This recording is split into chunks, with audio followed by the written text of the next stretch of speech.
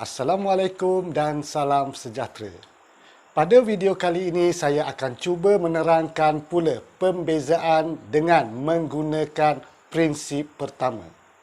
Sebelum itu, sila tekan butang subscribe dan tekan loceng supaya anda tidak ketinggalan untuk mengikuti video-video pembelajaran AdMath daripada saya. Kita mulakan selepas ini.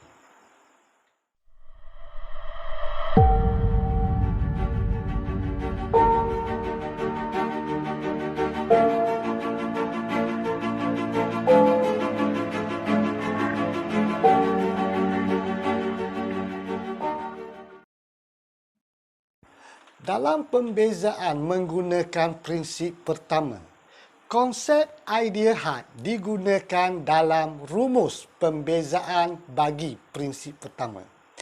Saya jelaskan di sini, iaitu jika y adalah satu fungsi dalam sebutan x, maka dy per dx, iaitu pembezaan bagi fungsi itu, adalah had delta x menghampiri sifar bagi satu fungsi delta y per delta x. Di sini saya terangkan simbol-simbol yang digunakan dalam rumus ini.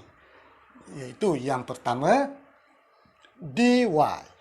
Sebagaimana yang saya telah terangkan sebelum ini, ia bermaksud perubahan dalam nilai y. Oleh itu, dx bermaksud ia adalah perubahan dalam nilai x. Sementara delta y bermaksud perubahan kecil dalam nilai y. Oleh itu, delta x bermaksud perubahan kecil dalam nilai x.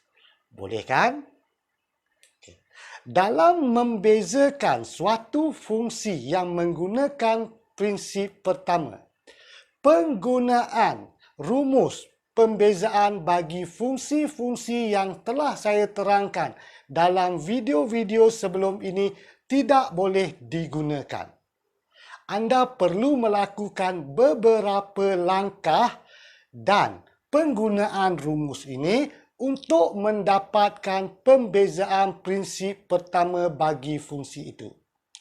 Saya tunjukkan dengan menggunakan satu contoh, iaitu saya ambil y sama dengan 2x tolak 3. Sekiranya saya ingin membezakan persamaan ini dengan menggunakan rumus, sudah tentu ia adalah mudah kerana kita mendapat jawapan pembezaannya sebagai 2. Tetapi apabila dikatakan menggunakan kaedah prinsip pertama, anda perlu melakukan beberapa langkah. Perlu diingat, setiap langkah yang ingin anda lakukan, anda perlu berhati-hati dan cermat. Boleh kan? Saya tunjukkan langkah-langkahnya. Yang pertama, persamaan yang diberi itu kita mesti namakan sebagai persamaan satu. Boleh kan?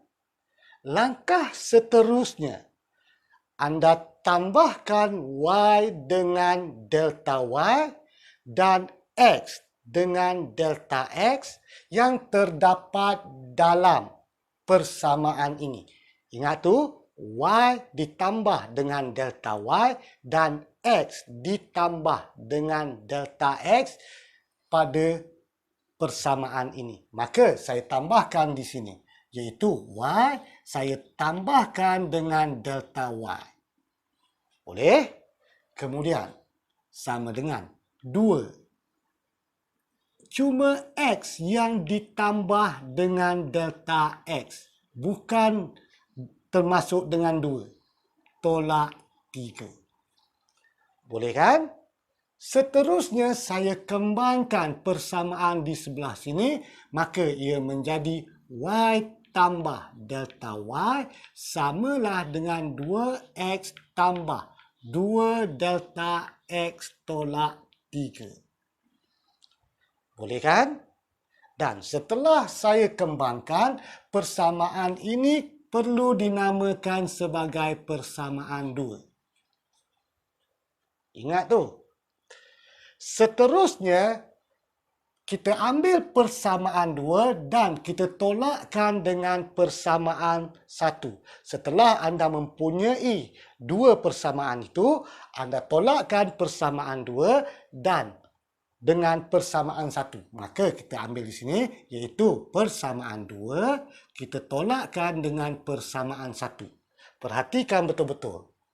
Y ditolak dengan Y. Habis. Yang tinggal adalah delta Y. Sama dengan 2X tolak 2X. Habis. Yang tinggal 2 delta X.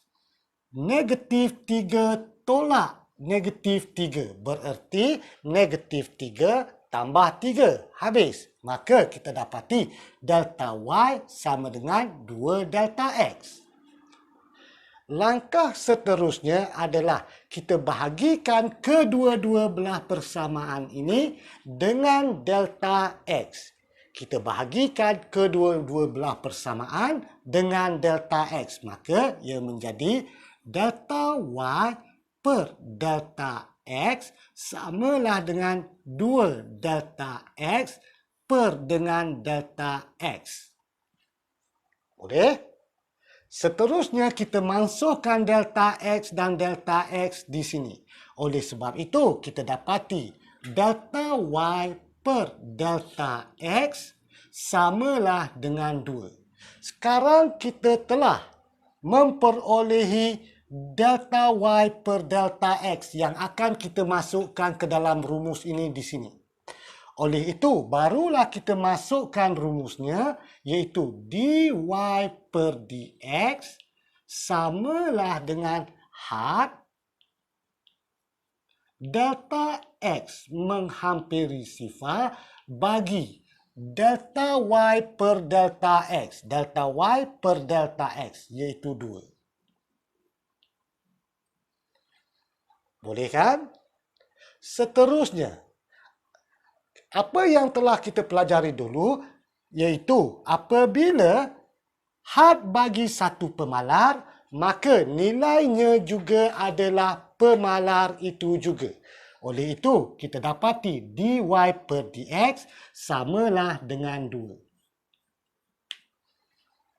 Boleh kan? Saya berikan satu lagi contoh supaya anda lebih memahaminya dan mengingati setiap langkah-langkahnya. Saya berikan di sini sebagai y sama dengan x kuasa 2 tambah x tolak 2. Boleh kan? Sekiranya kita menggunakan rumus pembezaan satu ungkapan, dengan mudah kita akan dapat jawapan pembezaannya ialah 2x tambah 1. Tetapi apabila dikatakan menggunakan prinsip pertama, langkah-langkah perlu anda lakukan dan sila berhati-hati. Okey, seperti tadi, yang pertama iaitu kita namakan persamaan ini sebagai persamaan 1. Langkah seterusnya, kita tambahkan y dengan delta y dan x dengan delta x yang ada dalam persamaan itu. Saya tunjukkan di sini, iaitu y saya tambahkan dengan delta y sama dengan x. Saya tambahkan dengan delta x kuasa 2. Bukan x kuasa 2 tambah delta x.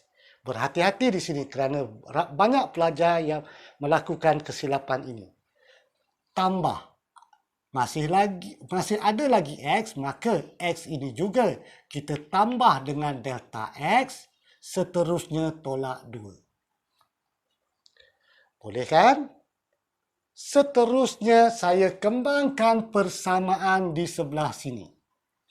Maka ia menjadi Y tambah delta Y samalah dengan apabila kita kembangkan yang ini, ia menjadi X kuasa 2 tambah 2X darab delta X tambah delta X kuasa 2. Ini adalah hasil kembangan bagi kuasa 2 ini.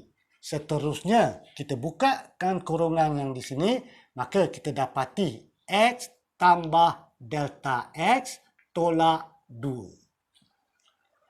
Boleh kan?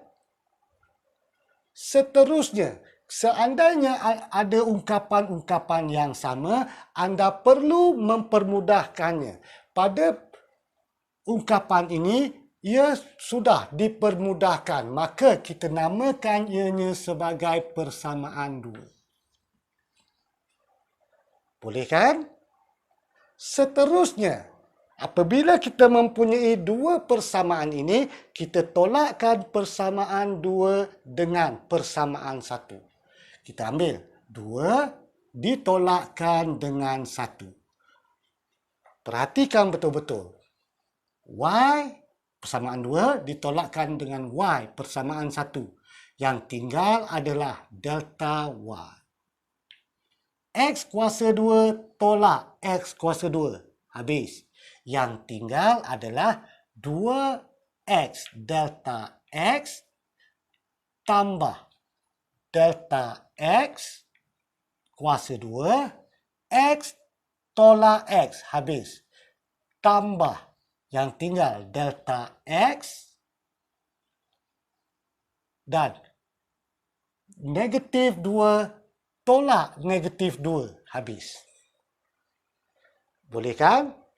Seterusnya, pada ketika ini adalah lebih baik kita fakturkan delta X. Proses ini boleh juga dilakukan kemudiannya. Tetapi adalah lebih baik kita lakukan pemfakturan delta X pada peringkat ini. Saya fakturkan, maka saya dapati delta Y samalah dengan delta X. Delta X telah saya keluarkan, ia menjadi 2X. Tambah, terdapat 2 delta X, maka saya keluarkan 1, ada 1 lagi delta X. Delta X saya keluarkan, tambah 1. Boleh kan? Berhati-hati dalam pemfakturan ini. Boleh? Seterusnya, apabila telah kita fakturkan, bahagikan kedua-dua belah persamaan ini dengan delta X. Ingat tu, bahagikan kedua-dua belah persamaan ini dengan delta X. Maka ia menjadi delta Y bahagi dengan delta X samalah dengan delta X 2X tambah delta X tambah 1 per delta X. Boleh kan? Seterusnya, kita masukkan delta X di sini dan di sini. Maka, kita dapati delta Y per delta X samalah dengan 2X tambah delta X tambah 1. Boleh kan? Seterusnya, apabila kita telah memperolehi delta Y per delta X, kita masukkan rumus ini, iaitu kita dapati dy per dx samalah dengan had delta X menghampiri sifar bagi fungsi delta Y per delta X. Delta Y per delta X, iaitu 2X tambah delta X tambah 1. Boleh kan? Sebagaimana dalam idea had, tempat delta X digantikan dengan sifar. Maka kita dapati 2X tambah sifar, iaitu delta X yang digantikan dengan sifar tambah 1. Maka kita dapati jawapannya 2X tambah 1. Boleh kan? Sekarang saya akan berikan satu lagi contoh di mana kali ini saya akan gunakan X sebagai penyebut kepada satu pecahan yang terdapat dalam satu ungkapan. Saya berikan sebagai Y sama dengan 4 per X tolak 3. Untuk pembezaan dalam prinsip pertama, bentuk am dikekalkan dan jangan diubah kepada bentuk indeks. Ingat tu. Seterusnya, kita namakan persamaan ini sebagai persamaan 1. Dan setelah kita ada persamaan 1, perlu diingat langkah seterusnya adalah Y tambah dengan delta Y dan X tambah dengan delta X. Maka saya lakukan di sini. Y saya tambahkan dengan delta Y sama dengan, iaitu 4. X saya tambahkan dengan delta X tolak 3. Boleh kan? Seterusnya saya namakan ini sebagai persamaan 2. Setelah kita ada kedua-dua persamaan, proses seterusnya adalah kita tolakkan persamaan 2 dengan persamaan 1. Saya tolakkan di sini, iaitu persamaan 2, saya tolakkan dengan persamaan 1. Y tolak Y, habis. Yang tinggal adalah delta Y. Sama dengan 4 per X tambah delta X tolak dengan 4 per X. Adalah lebih baik anda catatkan operasi tolak ini, iaitu 4 per X tambah delta X tolak 4 per X. Dan negatif 3 ditolakkan dengan negatif 3, habis. Maka kita dapat delta Y dengan operasi tolak ini. Seterusnya kita permudahkan operasi tolak ini dengan menyamakan penyebutnya.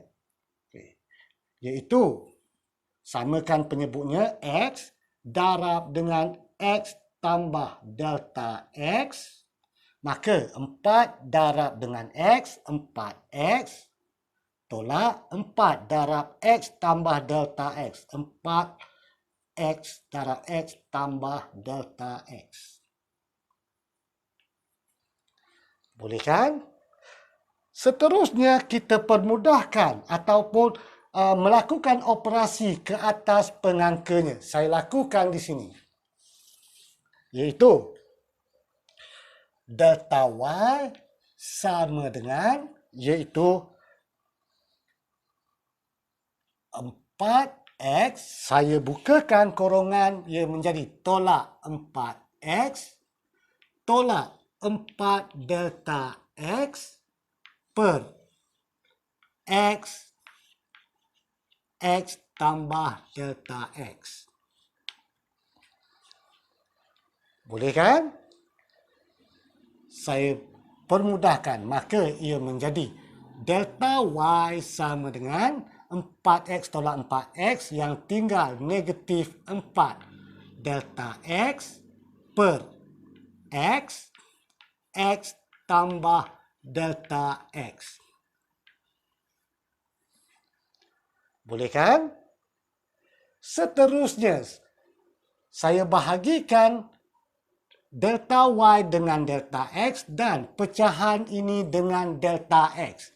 Maka delta Y bahagi dengan delta X samalah pecahan ini saya bahagikan dengan delta X, maka ia menjadi 4 delta X per X, X tambah delta X bahagi dengan delta X bererti darab 1 per delta X. Boleh kan? Okey.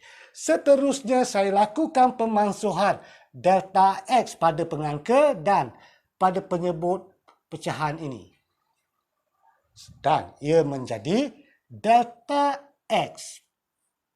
Delta Y, maafkan saya. Delta Y per delta X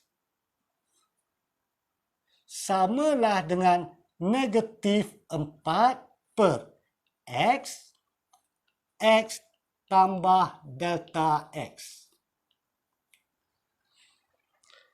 Sekarang kita telah memperolehi ungkapan bagi delta Y per delta X. Barulah kita masukkan rumus dy per dx sama dengan had delta X menghampiri kosong bagi delta Y per delta X. Iaitu kita ambil dy per dx samalah dengan had delta X menghampiri sifar bagi negatif 4 per X, X tambah delta X.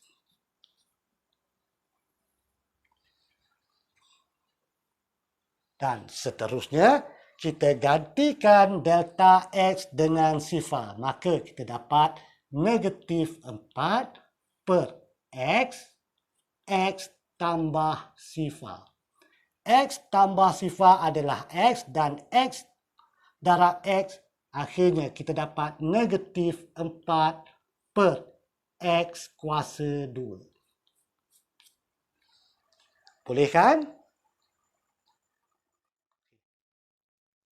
Saya telah menerangkan pembezaan menggunakan prinsip pertama dengan memberikan 3 contoh. Saya harap anda dapat mengingati dan memahami setiap langkah-langkah yang ditunjukkan. Sebelum saya akhiri video ini, saya ulangi kata-kata saya. Yang berusaha akan mencipta kejayaan. Yang bermalas-malasan sahaja akan mencipta pelbagai alasan. Sekian daripada saya untuk kali ini. Assalamualaikum warahmatullahi taala wabarakatuh.